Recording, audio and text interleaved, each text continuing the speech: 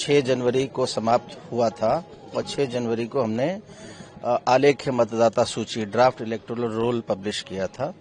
उसके बाद हमारी 2 कार्रवाइयां समानांतर रूप से चल रही हैं। पहला चल रहा है दावा और आपत्तियां। ये 1 महीने का समय है, 6 जनवरी से 6 फरवरी तक। दावा और आपत्तियां पीरियड का मतलब है, दावा मतलब वो लोग जिनका नाम ड्राफ्ट मतदाता सूची में नहीं आया है और उनका दावा है कि उनका नाम आना चाहिए, वो रहते हैं उत्तर प्रदेश में, यहाँ के वोटर बनना चाहते हैं, तो उनको फॉर्म 6 भरना है, वो दावा है। किसी का नाम गलत आ गया, मृत व्यक्ति का नाम आ गया, यहाँ से उत्तर प्रदेश से चले गए व्यक्ति का नाम आ गया, उसका नाम किसी को काटना है तो आपत्ति करनी है तो फॉर्म 7 भरना है। तीसरा महत्वपूर्ण कार्य इस समय होता है कि बहुत सी वोटर लिस्ट में हमारी गलतियां हैं, उसके नाम की स्पेलिंग सही नहीं है, किसी का जेंडर बदल दिया, रिलेशनशिप टाइप बदल दिया, उसको करेक्ट कराना चाहिए वोटर को खुद। ये राइट वोटर का है। फॉर्म 8 केवल वोटर भर सकता है, सो फॉर्म 8 भरना चाहिए संशोधन के लिए। ये 1 महीना के अवधि में ये कार्य होना है। दूसरा जो समानांतर कार्रवाई ये हो रही है कि जो एन्यूमरेशन फॉर्म में जब लोगों ने अपना नाम भरा, साइन करके दिया तो मैपिंग नहीं की, यानी पिछला जो एसआईआर देश में हुआ 2002 से 2006 उसकी जो फाइनल इलेक्टोरल रोल है उसमें मतदाता को अपना नाम ढूंढना था या अपने माता पिता, दादा दादी, नाना नानी, इनमें से 7 में से किसी एक का नाम उस वोटर लिस्ट में ढूंढ के बताना था कि इस असेंबली सेगमेंट, इस पोलिंग स्टेशन, इस सीरियल नंबर पे हमारा नाम। इसको मैपिंग कहते हैं। 1 करोड़ 4 लाख लोगों ने मैपिंग नहीं की थी उत्तर प्रदेश में, उनको नोटिस जा रहे हैं।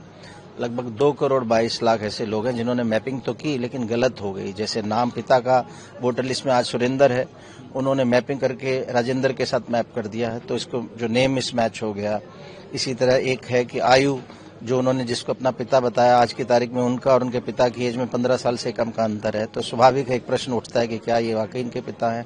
सो इस तरह की इनकॉन्सिस्टेंसीज, लॉजिकल इनकॉन्सिस्टेंसीज वाले को भी 2 करोड़ 22 लाख है, इनको भी नोटिस जाएगा। और इसको हम काफी इजी किया है कमीशन ने कि जो भी व्यक्ति जिसको नोटिस जा रहा है, काफी लोग प्रश्न करते हैं कि हमें कैसे पता लगेगा, तो उसके लिए voters.eci.gov.in जो हमारा वेबसाइट है भारत निर्वाचन आयोग का, इसमें फ्रंट पेज पे ही upload documents against notice received करके एक टैब आता है, उस पर हम क्लिक करते हैं तो अपना एपिक कार्ड डाल सकते हैं।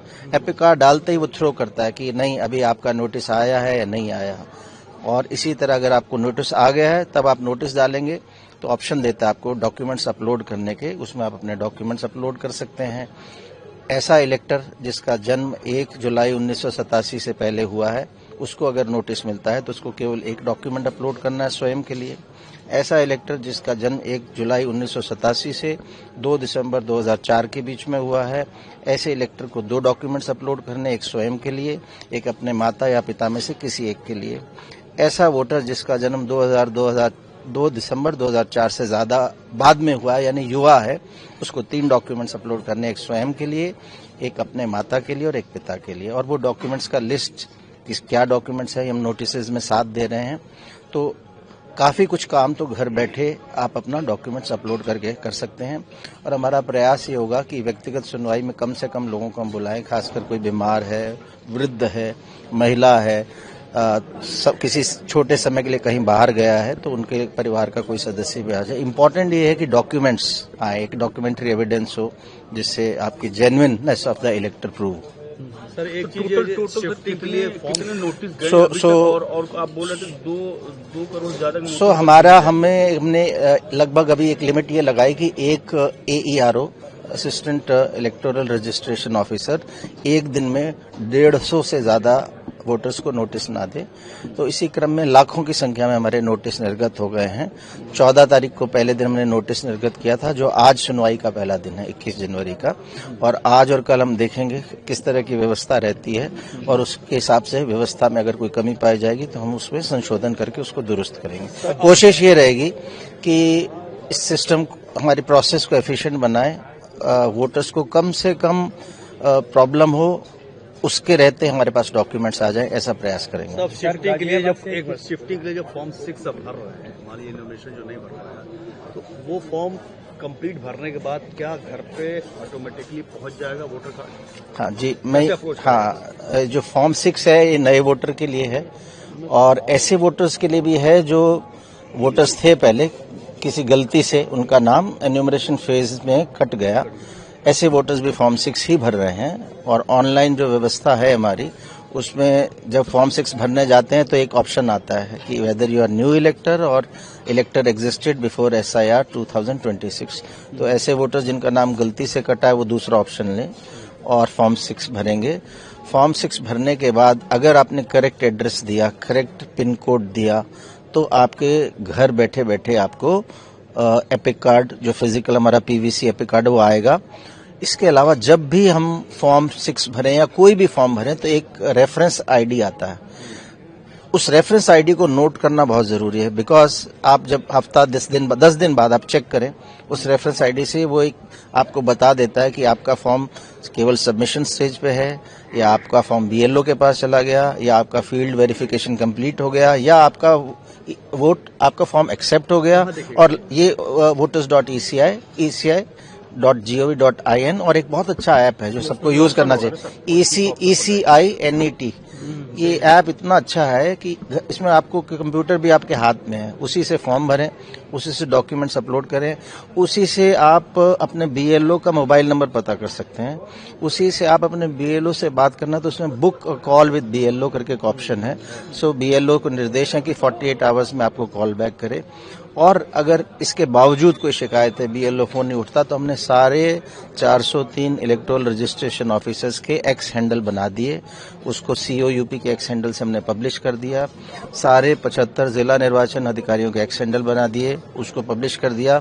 और इसका काफी लोग सदुपयोग कर रहे हैं, जो टेक सेवी हैं, जो एक्स पे जो लोग हैं वो ट्वीट कर रहे हैं, तो हम लोगों को भी पता लग रहा है, इलेक्शन कमीशन को, कि किस विधानसभा में शिकायतें ज्यादा हैं।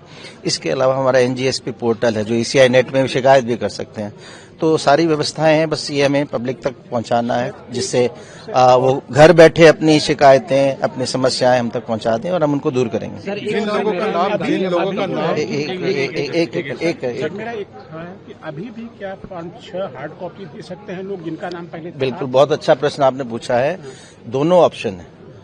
हार्ड कॉपी में हमने सभी BLOs के पास दे रखा है।